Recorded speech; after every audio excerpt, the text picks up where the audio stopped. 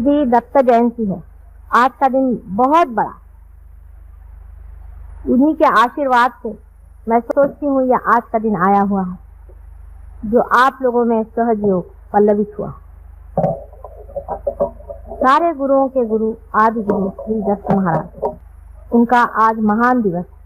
उनको मैं नमस्कार करती हूँ, वे भी मेरे ही गुरु हैं।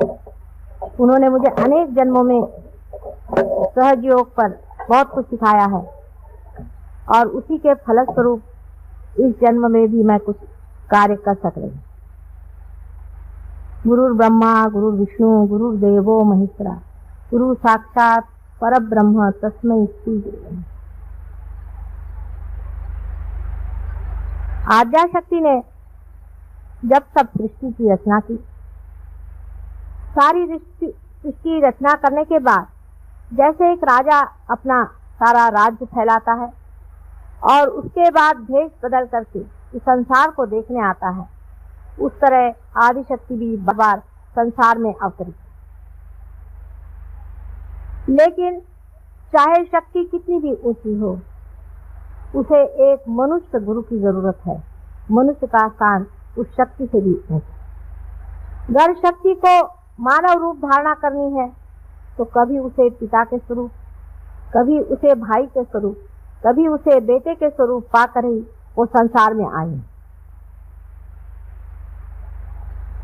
सर्वप्रथम ऐसा ही समझे कि ब्रह्मा विष्णु महेश तीन देवों से जब सारी सृष्टि की रचना की,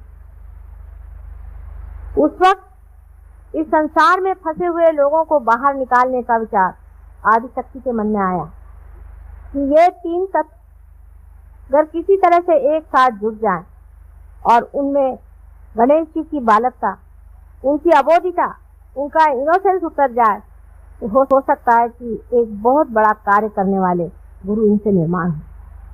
सती अनुसया के रूप में उनका साक्षात, ये एक ही ऐसी सती संसार में है जिसने ये इंसान को तारण का विचार, एक बहुत बड़ी, ये तीनों बालक अनुसुया के पास,